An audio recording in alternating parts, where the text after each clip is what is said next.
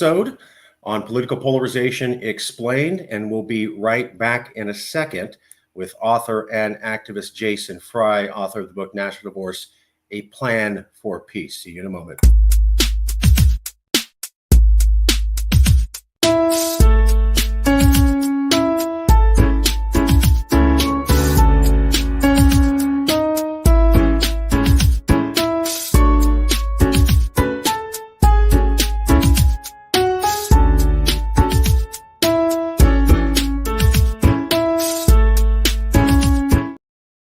Okay, and we just got that in. Looking forward to using it. We're live right now with Jason Fry. He is the author of National Divorce, A Plan for Peace, activist and author. This is a copy of the book here, National Divorce, just recently came out. I was interviewed in it. We'll get to it, but that's not really the main point.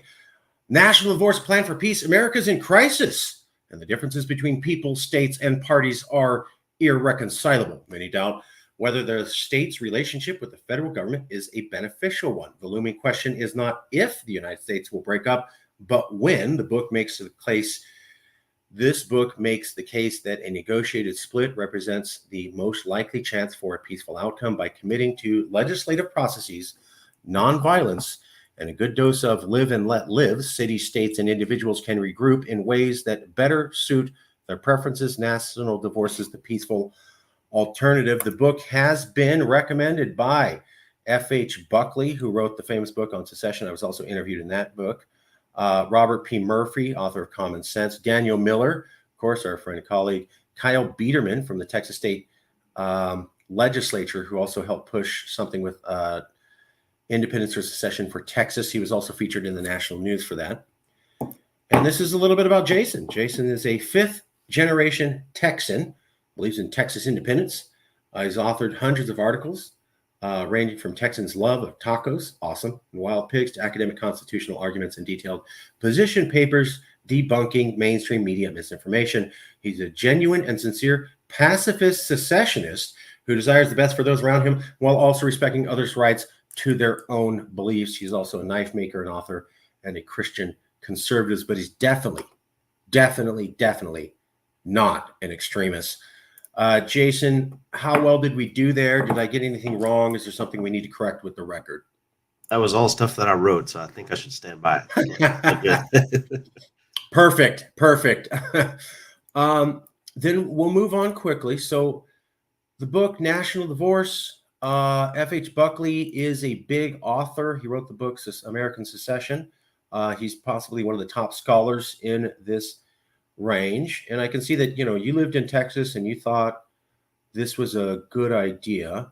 But I got to ask you about this. So was this your idea, or did you get this idea from Marjorie Taylor Greene when she famously started the national conversation? What was the date on that? That was 18 months ago, right? 2 years ago? Let me get let's see here. It's been a while. That was February. Damn, it's out of the caption. It's been a while. I guess that's my point. Yeah. It's been a year, 2 years at least. This was her famous tweet where she said, we need a national divorce. We can't live together anymore. And then this is the actual tweet that they were referencing. Sorry for cutting out the clip, but if you type this, no worries. So those of us who have been ahead of her in this game, right, who have been working towards some kind of peaceful separation for a long time, guys like you. Yeah. So okay, that's a slogan, not a plan, right? Okay, so she didn't have a plan, but maybe she put the idea out there. You followed up with a plan. Okay, so why? We'll do this in two questions. So the first one's going to be, if you could answer as both the author of this book and a person who spent time researching this subject more at an academic level, and as an American, like I say, sitting in the stew pot with the rest of us. So both abstract 30,000 foot view and I'm on the ground on the front lines. Why did you write this book, and why did it need to be written now, in your opinion? What are you seeing in America that makes you feel this is an appropriate topic at this time? So, like you pointed out, Greene started a discussion about this idea of national divorce. Tom Woods also has put out was quick right after that to put out a book that was a collection of podcasts. But for real quick, me, yeah, can you have a microphone? Can you hold it closer to your mouth I'm using this. on your headset? Yeah, right there. Okay, never mind. It's coming in and out. It's fine. We'll deal with it. Please continue. I'm sorry about that. Hold on. The audio is cutting out now. Damn. Can you say something again? I just had you for a second. Nope, it's cutting out. Maybe you jiggle the cord. This is weird. So the audio is working. Maybe unplug it and plug it back in. Sorry about this technical difficulties. We did have audio, and we're working to get it back.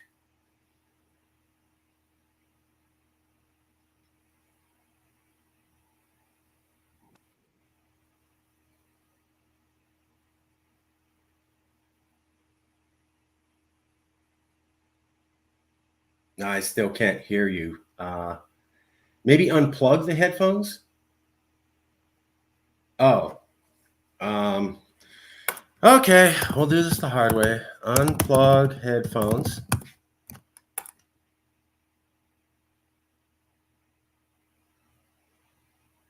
And just talk into the computer. Yeah, so are we There good? you go. Okay. Now we're back. Okay, so All why right. did you write this book? Why was the topic of national divorce important? Why is this topic relevant, and why now?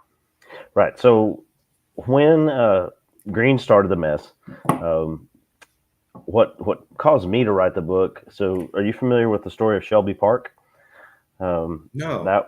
So in February, down at Eagle Pass, Texas, there was a park, Shelby Park, where the feds were air quotes controlling the border by letting everybody through. The state of Texas figured out that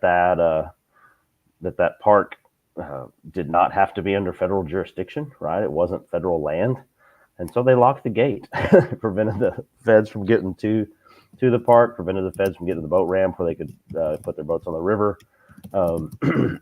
So, of course, Joe Biden and his people didn't really like that. So you ended up with Texans lined up on one side of the fence and feds lined up on the other side of the fence. And I'm convinced that nobody went down there to cause trouble. You know, it was all just people doing their jobs. But it crossed my mind that we were one bad guy in the bushes from things going really crazy, right? That's a good point. And that's what got me started writing. Not that this momentum towards separation has been building a long time already, but the idea that maybe we would find ourselves in a situation of violence unintentionally by accident, just because things escalate because some guy was scared, made me want to get out ahead of it. Made me want to get out and say, yeah, but there has to be a better way. And that's what started me on the book. Unlike some of the other secession books, I take the approach that America is divided already, right? Folks already don't get along. Folks already don't trust each other. Folks already don't trust the government. The government already sucks at its day job, right? All those things that to me are super obvious reasons to separate are not going away. And so if there's no hope of fixing any of that, it makes me feel like the secession or the breakup is inevitable. So if it's inevitable, then we have an opportunity to influence how it goes. And that's what I wrote about. Okay, so let me play devil's advocate. For everybody watching right now, here's the article in Eagle Pass, a tense border standoff between Texas and the federal government. I was talking about Shelby Park. Texas took it over. Here's a picture for everybody to follow along. That's what it looks like right there. A lot of razor wire.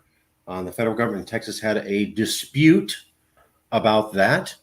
And you saw that and felt that exemplifies the amount of tension between the states and the federal government and kind of shows a breakdown in the order of America that we had come to expect over the last 60 years, that this this is a sign of things not working out like they had in the 50s.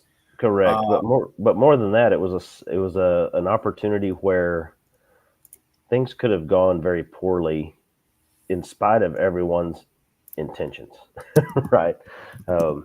If some people had opened up from the other side of the river, or some folks from the Texas side had again, there were so many ways that could have gone sideways.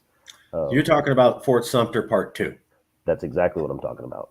Somebody who's nobody has any interest in that, but right. I feel like when you get guys lining up, there's more potential than before they lined up, right? So that was what got me going. And those of us who support independence have long said national divorce is a slogan, not a plan, right? We have a plan. You have a plan. You're going to put a referendum on through the California referendum process. We have a plan. We're going to put a bill through the legislature. New Hampshire has a plan. They're going to put a bill through the legislature, right? And so one reason to write this book was to connect the plan that's been going on for years with the rhetoric of national divorce. That's a slogan, right? And, I'm not a super prophetic. However, I predict that 47% of America is going to be kind of grumpy by mid-November. What? Right. What are you talking about? Just a guess. This country handles elections with incredible maturity. In no way have we seen a period where states immediately declare they want to secede based upon who was elected, going back with Obama in 2008 or the better part of a decade. What are you talking about? That says stability when people want to secede immediately after someone's elected, and it goes Right. election cycle after election cycle, repeated when that never happened before in the last century. Right. So I'm since, being facetious. of course you are. And so since we have seen that rhetoric, even in the smoother elections, right? So the first Obama election got a little bit of drama. The second one actually was kind of smooth, right? If I recall. The first Trump election was sort of smooth, it was kind of chaos, but it wasn't disputed really. 2020 was a freaking circus, and 2024 is next month. So again, just guessing. It seems likely that there is going to be some disagreement there, and even if there's not disagreement about the process, there's going to be unhappiness with the outcome from a lot of people. Almost half of everybody is going to be upset regardless of how the election goes. So that is another reason for why now. So I wanted to get this book out in time to say, man, that's awesome that we don't agree. Why don't you go be your way over there and I'll go be my way over here, and we'll all be getting it our way, right? So that's another reason why now.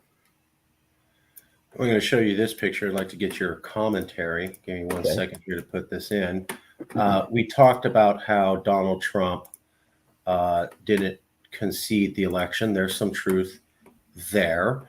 What I find interesting, though, is that he's not the only person to have done this. And I think this backs up what you're saying. Let me just pop this in here.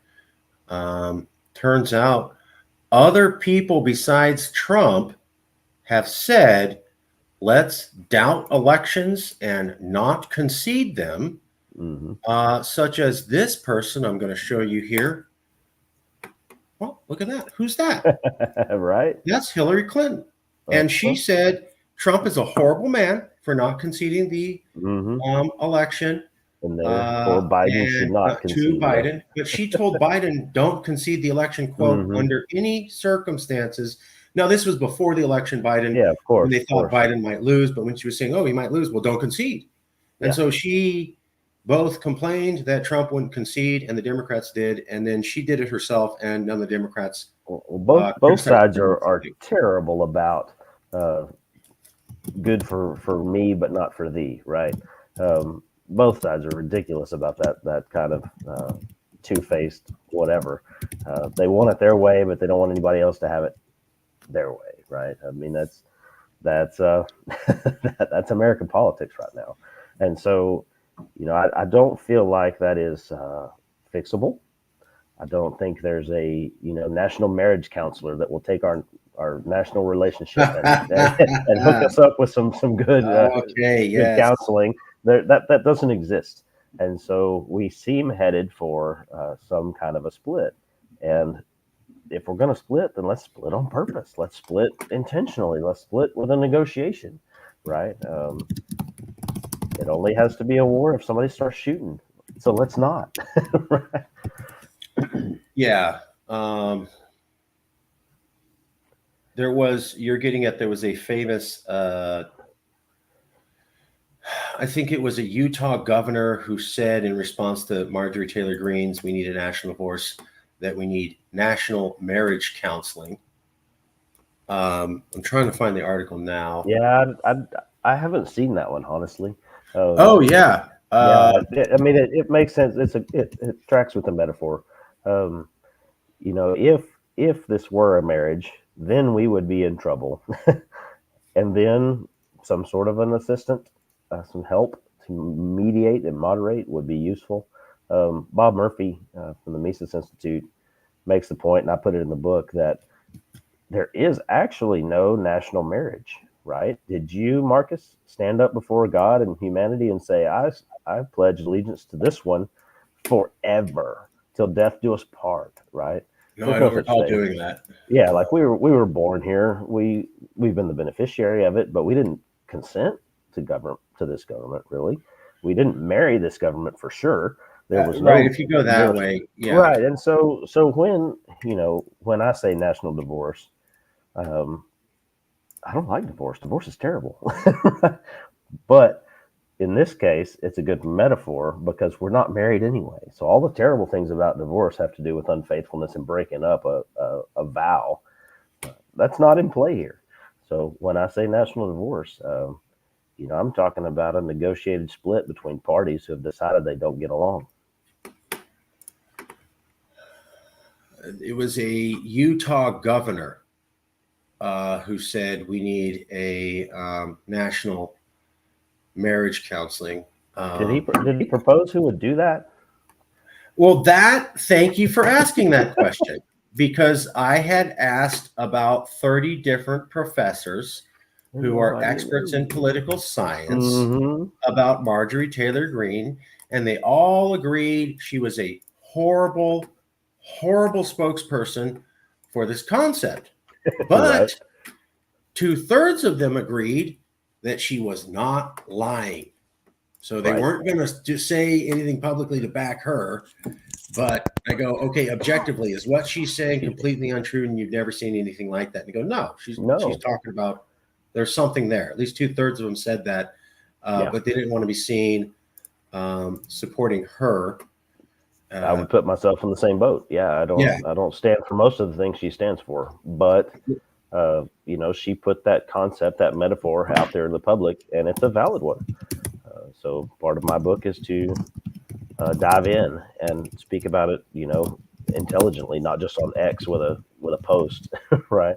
But to tie it to the existing plans of the freedom movements and secession movements nationwide. So I had asked 30 of those people, and they didn't like Marjorie, all of them, and then some of them agreed that she had a point. And I go, okay, so let's say national divorce is coming. The Utah governor said marriage counseling. That got a lot of coverage. What I found interesting was that the media covered this Utah governor saying that. No one explained what he meant. Right. And they never went back for a follow-up interview. It was just like it was a soundbite, and then they went out there. There was 30 different newspapers talking about how he said this. No follow-up on what does a national marriage counseling look like. I asked 30 professors, and I got this many answers. So who does marriage counseling for us? It's impossible because in a marriage you have two, unless you're maybe in Utah and you have three. I don't know how this works, right? But you got a couple of people, right? A couple of parties, and it's just two people. In this case, you've got a federal government, which is untold millions of bureaucrats, right? Plus all this history and a few different spokespeople that don't agree with each other. right? Are we negotiating with Congress? Well, which member? There's 538 of them. Are we negotiating with the president? Well, which cycle? Because last time the president was a totally different guy, right? So there's this huge federal government, and the disagreement is with a huge portion of the population. So if you could find a spokesperson from the national side, from the federal side, who would they be negotiating with? Me and you and my cousins, and I mean, it can't go that far. In my mind, it will end up being negotiations between some federal representative and some representatives of states. There is no way in my mind for Republicans to secede, and there's no way for Democrats to secede, right? Those political parties are not connected to the formal structures of government. I would argue maybe they should be abolished, but that's a whole another issue. But the party apparatus or the camps are not connected to the state government, right? Or the county government, Sure. or your mayor, Sure. Sure. So it'll have to be the states themselves that go through this exit process. It has to be some existing political structure to use a politically structured process. Make sense? Well, one of the things I asked him was that Joe Biden said in 2020 that when he gets elected, there will be a national calming. And he said that. He said, I'll get elected. What's going to happen?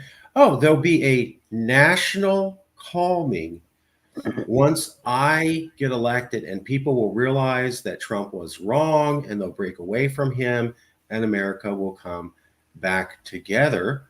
However, that seems like that didn't work out. So my question is, if he can't do it, who's going to do it? So to me, the reason that it didn't work out is because he kept doing the same dysfunctional stuff, right? So Biden continued the ridiculous, exceptional, overreaching COVID response in society. He continued the printing of money and fiscal stimulus related to COVID response. He pushed every button in the wrong direction to create inflation. I don't think he did it maliciously. I think they're just ignorant. He did not deregulate. He did not shrink the size of the federal government. He did not address any of the issues that the grumpy people were grumpy about, right? He continued doing exactly what the federal government does. And so there was no calming because nothing changed.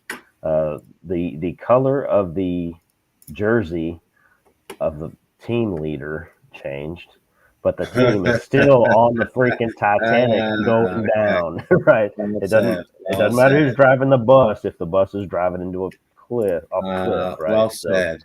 So that's my take, is that, everyone who says we can't doesn't propose anything different, right? They don't propose anything different. So my answer to that is autonomy. Honestly, that's what I come back to is that, I can't take a stance in the interviews because it has to be neutral for people to follow along. But fair. Joe Biden called. He said, I'm going to be the voice. I'll be the voice of decency. I'll return us to decency in America. I'll be a return to decency. There'll be a national calming down. Mm-hmm. And after he said all that, January 6th happened. And right. I turn to liberals and I go, does that sound like it worked? And now we're 4 years in. It's very clear it didn't work. So I'd ask professors, if Joe Biden running for president can't do it, who is the other politician that's in power today and can get both sides of the country to listen to them and come to some sort of agreement? That was before RFK ran, but even with RFK, he didn't get the left. Is there any politician out there who is alive and has any sort of power who has a remote chance of bringing the left and right together, in your opinion? I have not seen such a person. Okay, that's the answer. In my lifetime.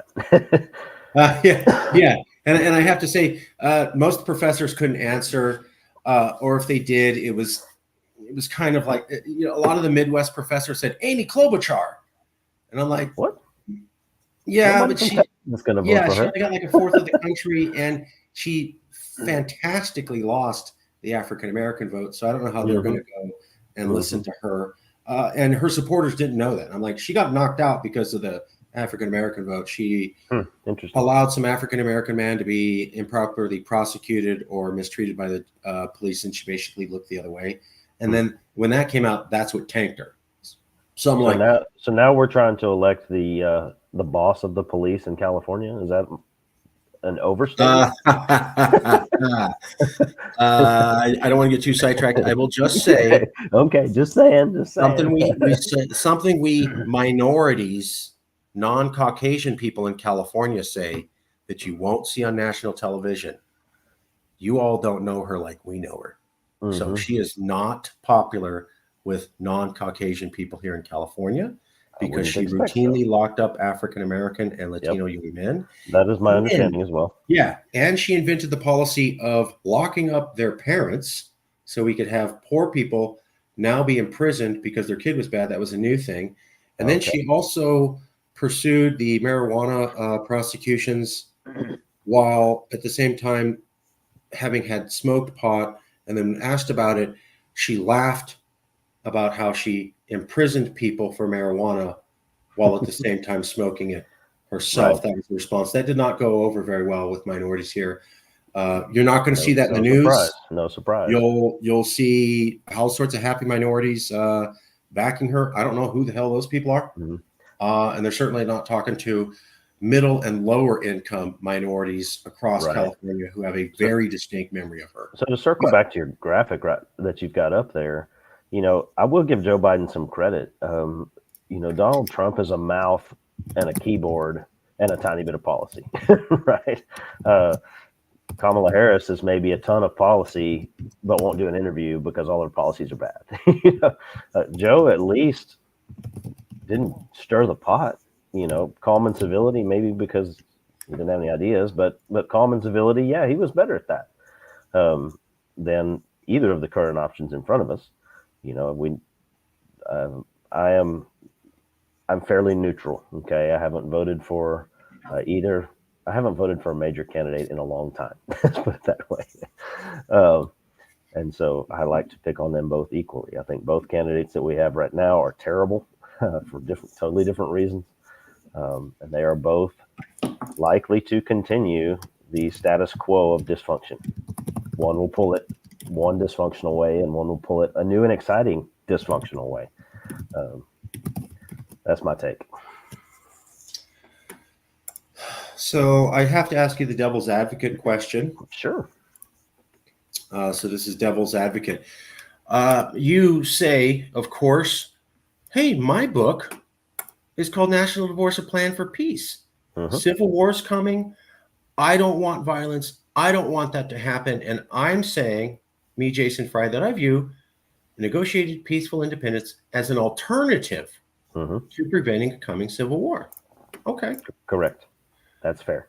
Well, I got to point out the media says you are lying I'm not and that surprised. Marjorie Taylor Greene is lying. They say that when you or anyone uses the term national divorce, what you actually mean is that you want to cause a civil war.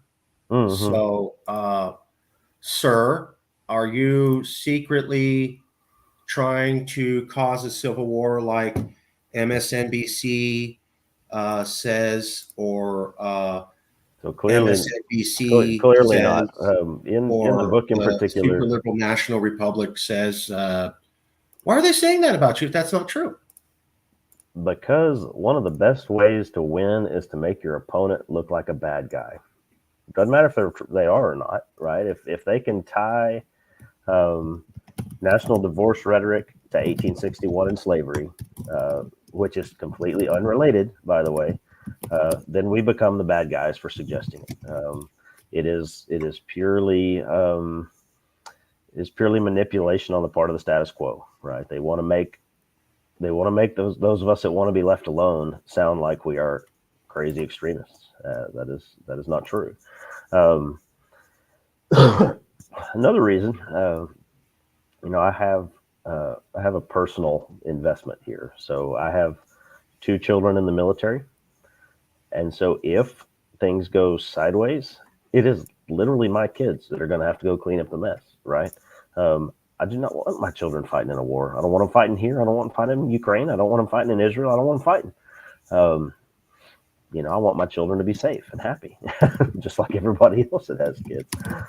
So that's one reason, again, that I've come out to advocate for peace, because I don't want to see bad things. Well, let me ask you then, straight up, since you brought it, as a parent, if lawful orders were given by a duly elected president through the democratic process, and they said, we want to send your kids to go attack some other state and kill other Americans to keep the union together. I'm the duly elected president. Everyone acknowledges it. I'm giving that order. Are you cool with your kids being sent to go shoot and murder other Americans to keep the union together?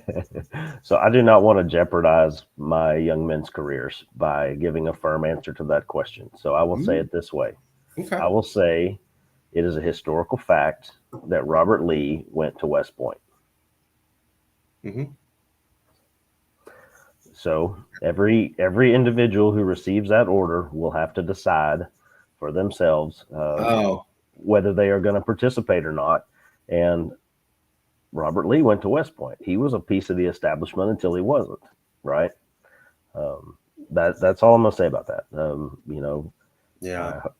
I don't want any shade. That's fine. That's coming fine. back on my kids and the security clearance we are and at all that that. point now, Yeah, but we are at the point now when you had progressed and I'm not going to push, but you had progressed the conversation.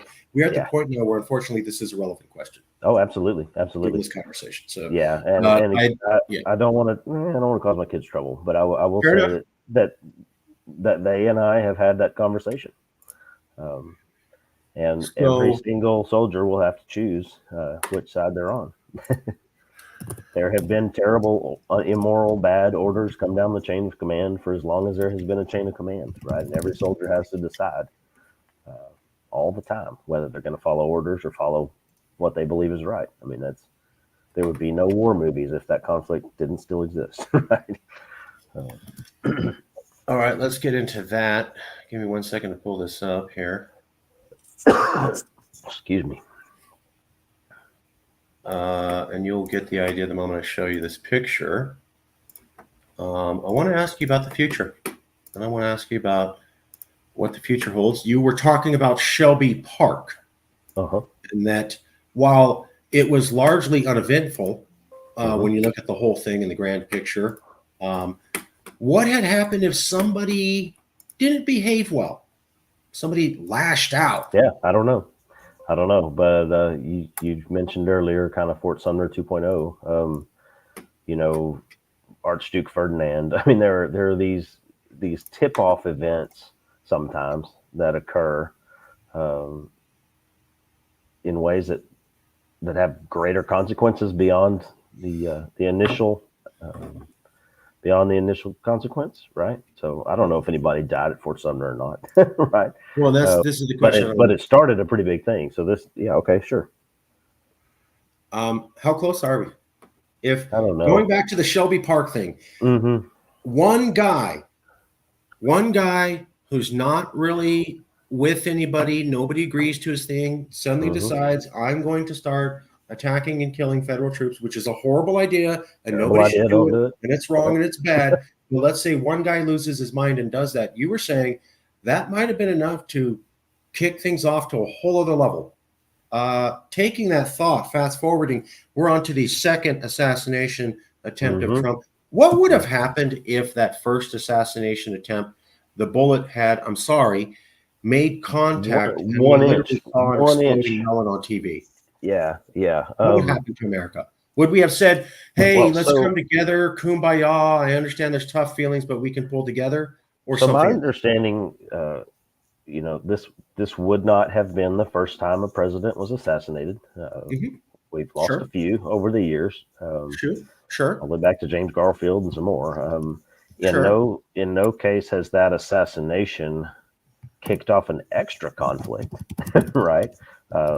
Lincoln was assassinated, but that conflict was long ongoing by that time. mostly over, honestly, by that time. So there's no historical precedent to say, oh yeah, that totally means civil war, right? However, I would say that my friends on the right might be a little more likely to misbehave, considering that they, took an unguided, self-invited tour through the Capitol last time. Fair enough. Fair enough. But I would, they have shown that they don't always follow the rules. yeah. And I say my friends in tongue in cheek; those are not my friends. That's not my people. But I think there's some potential that people would react what to me seems irrationally. But yeah, I think there's some potential. Fair enough. And I believe January 6th was, bad and a coup, and that's my opinion. No one has to agree. But I also believe that there's reason to believe that the first and second shooters on Trump were liberals. So let's go to the first guy, Thomas Crooks. He donated to Act Blue. He went under a false alias and went on conservative websites and got into arguments with conservatives. Now, when I look at the mainstream media, they're going, well, we can't tell if he's liberal or conservative. I've met 1,000 conservatives. I've been in politics a year. I have never in my life heard of a conservative going on conservative websites and getting into multiple arguments with conservatives and then finding out he himself was a conservative later. I have met thousands of liberals who have gotten into all sorts of online arguments with conservatives, and that only ramped them up and made them more excessive. So I'm seeing the media go, yeah, just because he got into arguments with these conservatives and just because he donated to Act Blue doesn't mean you can say he's a liberal. And I'm going, well, I don't have all the information the FBI has, but what you're saying doesn't match up with the 1,000 people I've met over the last 10 years doing politics. No, not one would do that. And they're going, well, he technically also registered Republican right before. And I go, yeah, to find out how to case the joint. But then we go to the second guy and go, oh, we don't know his motives. He went to Ukraine and fought in Ukraine. Trump has been saying he was going to shut down the Ukraine war and not cool with it for basically the last 4 years. Yeah, the Dems have been saying the opposite. So how are we not clear? Well, I mean, what? I'm not a fan of the media really, but they do have a vested interest in some kind of stability, right? I don't see it happening that the media is going to come out and tell the version of the truth that stirs things up. They're going to tell some watered down version of the truth or some perspective on the truth that keeps things tamped down. That's just what they do. They do it, they do it to me, they do it to you, they do it to every secession movement that tries to make any progress in the media. Doesn't matter how right we are or how wrong we are. They don't want to hear it. And so they do the same thing in these scenarios. I mean, their job, they view their job as guiding the discussion or cultivating or curating the truth by putting certain perspectives out there. I think that's not useful, but that's the way they are. Who else? So in this case, I'm not surprised at all that they would say absolutely nothing about a shooter when it suits their biases. But I'm just seeing, like, I've seen the news go, we don't know. And I'm like, okay, so this is just a random thing that he just went on conservative sites and argued with conservatives, but we can't say that means that he's garbage. That is a garbage. And then the other guy, like, Trump has been against Ukraine for 4 years. The Dems have been hardcore for Ukraine for 4 years. This guy went to Ukraine, but we can't tell what his motives were. I don't buy that at all for a second. And they do the same thing with other criminals, school shooters and other people. I get the school shooting one because that is the opinion of the guy who escalates to the point of violence. Fair enough. But maybe you don't put that on the newspaper. Right. Fair enough. There's a group of people called the Communist Chinese Party. Yeah, fair. And they too believe that their news should only show things that keep the cohesion of the nation, and that they have the right to censor ideas so that it doesn't upset the delicate Chinese mind. Tell me, what is the difference between the Chinese Communist Party and the description you just gave of the media in America? They own their crap. Thank you. Thank you. Yeah, they're They- basically the answer he they- said, folks, is there they- basically isn't much of a difference. All They right? do the same thing. It's just the communists at least will tell you they're doing it. Sure. There you go. So one is from Civil War. If it had gone well, and I saw liberals saying this and conservatives saying it, and you're right, they kind of tamped it down. Part of the problem, though, is that, that's what they do in China and Mhm. totalitarian governments. They won't let you know about these burgeoning, boiling up issues. And then what happens is you have a coup and revolution that overthrows the entire government. Right. Democracies have historically been more stable because Correct. they would let their people know the bad news as it developed, and that would force tough conversations and Mhm. force tough change. And therefore, you had more stable societies that don't revolt. It has When been a we long deny time since that, we have had we that. Yeah, we create. China has a gigantic security force because they're afraid of people revolting at any moment. Hmm. Hmm. So I see us pushing our country to the same thing when we follow the same methodology that they do. Correct. Let's not have a conversation. Let's not have an awkward discussion. Let's not get into those painful solutions. Let's ignore till it blows up in our face. Yeah. Great. Yeah. That's And how so- revolutions and coups happen. That's like well known. When they do that, when they do their thing and make the whole world stupid, right? I will be able to say, "I told you it didn't have to be there." Okay. I already asked you about Trump assassination, Shelby Park. Doesn't this mean civil war? Let's go back to Shelby Park. Okay. Are you familiar with a thing called, and we're winding down, but are you familiar with a thing called Bleeding Kansas? I know the term. I know it was the Civil War, localized violence over slavery stuff, whether or not Kansas was going to be slavery free. That's about all I remember. Yep. You have to fill in the details. I don't know who was on which side or what. I don't know. Yep, that's basically it. So when I talked to a lot of professors about the Civil War, they would go, the Civil War was super horrible and mega horrible, and hundreds of thousands of people shot in one thing, and then they would go, so Mark, I don't think we're going to get to that level of violence. That was extreme. Mhm. And I go, okay, professor, I understand. But the thing is that the people in 1860 also thought they would never get to that level of violence and were also caught off guard and also never thought they'd get there. And experts on both sides, that could never happen. Right. There was a thing called Bleeding Kansas. And now we Correct. know from our understanding of psychology and sociology that prepared them for this level of violence. So before the Civil War, for a decade, Yep. you had Northerners and Southerners living in Kansas. Some of them on slavery, some of them didn't. And they would literally walk out and gun each other down in the face in front of their family and kids going to the Sunday church. Mhm. And newspaper reports were going back to the North and back to the South going, look at this Northerner. He walked up to this mom and shot her in the face. And look at this Southerner. He walked up and shot these kids in front of and the dog. And so for 10 years, everybody in the North and everybody in the South was hearing these stories about how fellow Americans were totally cool walking up and gunning you down in the face in front of your family. And there was no justice, and they were totally cool with it, and they kept doing it. So for 10 years, Northerners heard, actually, Southerners are quite fine murdering Northerners in the biggest way. And for 10 years, Southerners heard, actually, Northerners are quite fine murdering Southerners. So what happens, sir?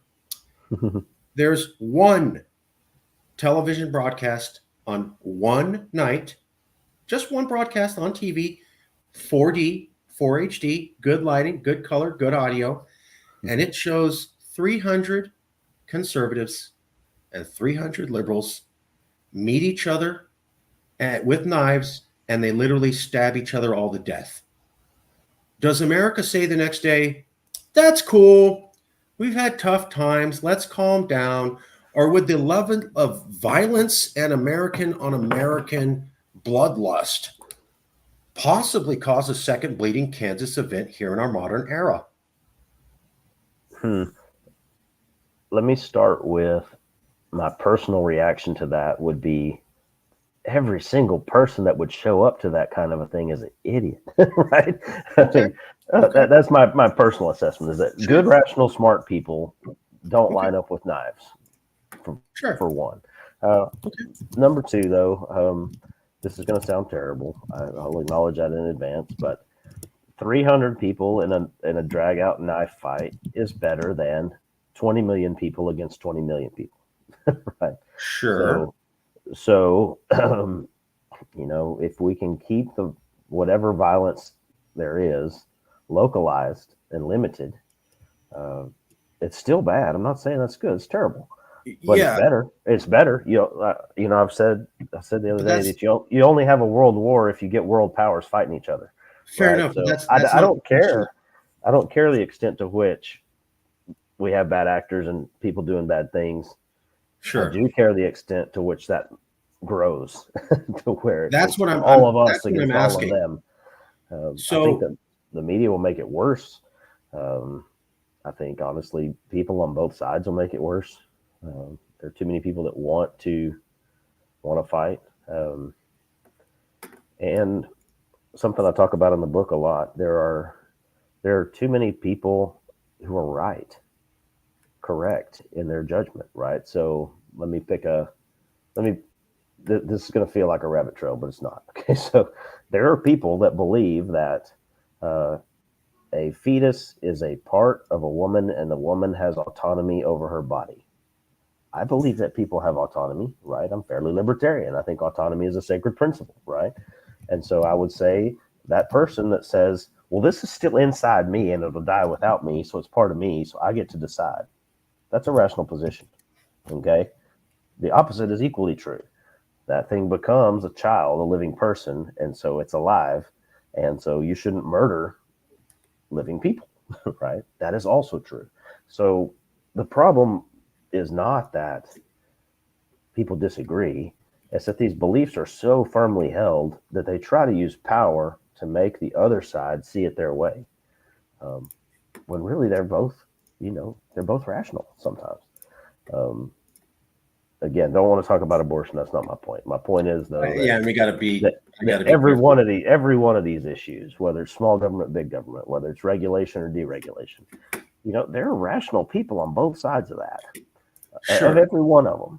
And so Sure. where we get problems is when people say, well, I'm going to take to the street with my gun and I'm going to make it be my way because I'm more right than them. Or I'm going to get in the legislature and me and my homies are going to change the law to make it my way. Right. That's just the abuse of power. That's where the real problem is. It's a failure to understand that those crazy ones over there that think you're crazy also, they are also rational just like you. And so the answer is to leave them alone. that's Yeah. why that's Yeah. why I support you. I mean, I suspect strongly that we don't agree on a lot of political things. But you live in California and I live in Texas, and you should have California's way in California. Totally I should agree. have it Texas's way in Texas. That's the whole point. Totally agree. Uh, But for the sake of this series, yeah, totally agree. Totally agree. And I love having conservative friends, and we've come to that yeah, for sure, philosophical for sure. bridging. My question though is, take a look at this picture. So this is an actual drawing from a newspaper print that would have gone to many Southerners and many Northerners in 1859. There's literally a picture of a guy pulling away someone's child and putting the gun in his face so that he gets shot in Hmm. the face in front of his wife and his Hmm. two kids. Hmm. That's exceptionally violent and Absolutely unjust and ruthless. terrible. There's no There's also justification. another picture of a man who's completely unarmed, and another guy walks up onto him and shoots him in the face Hmm. while riding his horse. So this is what caused the Civil War, according to historians. Here's how Bleeding Kansas led to the Civil War. It deepened divisions ahead of the Civil War. They watched each other get blasted and murdered in the worst ways for 10 years, and there was no justice and nobody brought to courts or anything. And so they thought, I guess it's just cool for Southerners to kill Right. Northerners. And I guess it's just cool for Northerners to kill Southerners. let So, me let me parse that headline for you a little bit there. So, sure. violent clashes in Kansas and beyond over whether or not to allow slavery in the new territory. Um, I'm not for slavery, period. Neither Okay. am I. This is a rhetorical argument, not an argument for slavery, but Briefly, please. whether or not to allow. Okay. If I want an abortion, I should have one. If you don't want an abortion, you shouldn't have one. That's what the pro abortion activists say. If Okay. I want a slave, should I have one? If you don't No. want a slave, should you not have one? Right? I mean, there are tons of legal and moral and complex issues here. And again, with taking no position, it becomes a war when people try to use power to whether or not to allow. Fair enough. That's what leads to civil war. It's Sure. people If thinking you're- that I cannot allow this to exist. Right. I must kill them Right. because it must not exist. Right. That So, leads to civil war. Yeah. So I That's cannot. that's my take. Again, not making any position on any of those issues. Sure. Sure. So when liberals say, I cannot allow a man who said that he will round up the gays, imprison all his political rivals,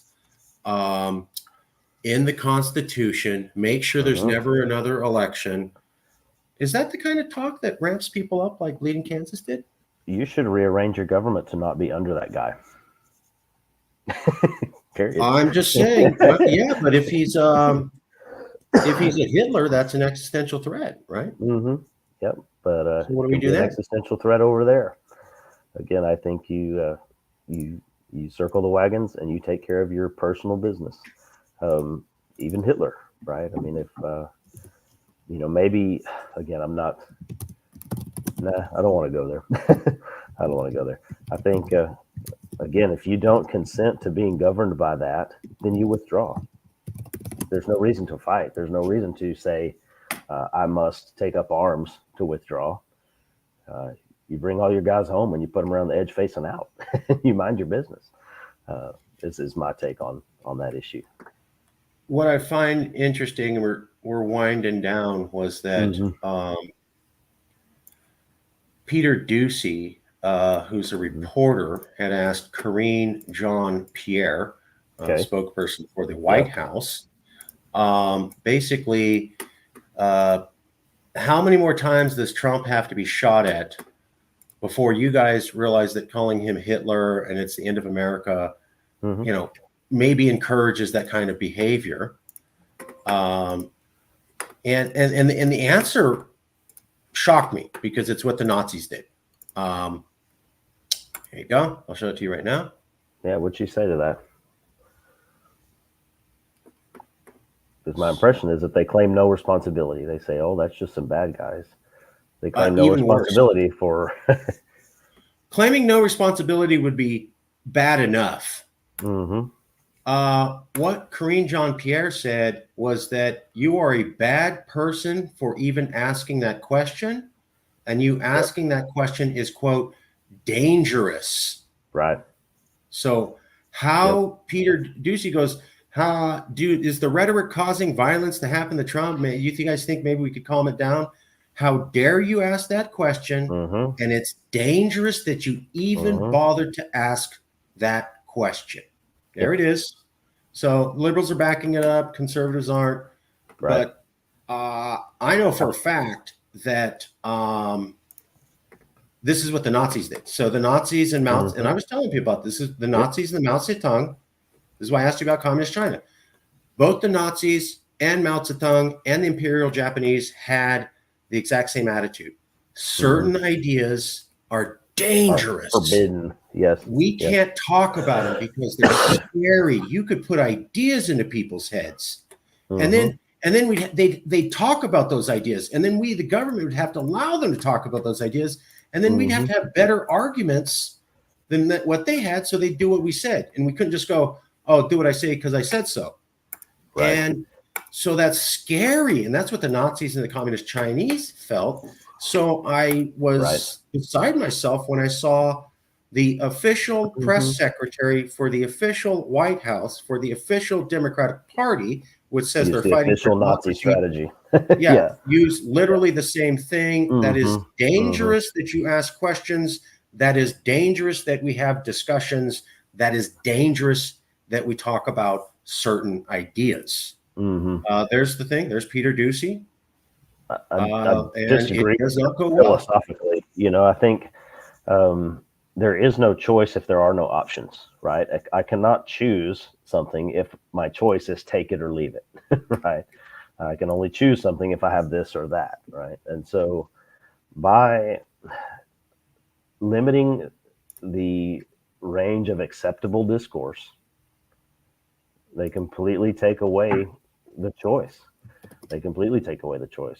They completely take away, like you say, the free market of ideas. So let's just say, I think that we ought to change the flag to purple, and it ought to be purple because purple's the best color. I mean, clearly, right? And I hit the road and I say, Stars and Stripes, forget that. Purple's where it's at, right? It won't take long before people figure out that that's stupid, and I won't win in the marketplace of ideas, right? You don't need to belittle me, or you don't need to belittle the color purple or say everything purple is evil. I mean, you don't have to do all the things that the media does to squash a bad idea. I mean, that's my take on things, is that, you can't decide an idea is bad if you never hear it in the first place. And so people calling winners and losers, right, in the economy is bad. Calling winners and losers in the marketplace of ideas is bad. It's just a means of control. It's just a means of control. Is there anything you wanted to say that I didn't ask? Was there a point about the book or the philosophy concepts related to it that we didn't cover? No, I mean, the main things about the book is that I'm committed, intensely committed to seeking a peaceful resolution to all these things. And to me, the best answer to that is more local control. Interestingly enough, that was the same answer that Buckley had. It's the same answer that Ryan McMakin had. I'm building on the work of other people here, trying to bridge the political and economic arguments over with national divorce as a slogan. But again, totally committed to peace. That's why I put peace on the front of the book on purpose. So we'll just leave it at that. We'll leave it there.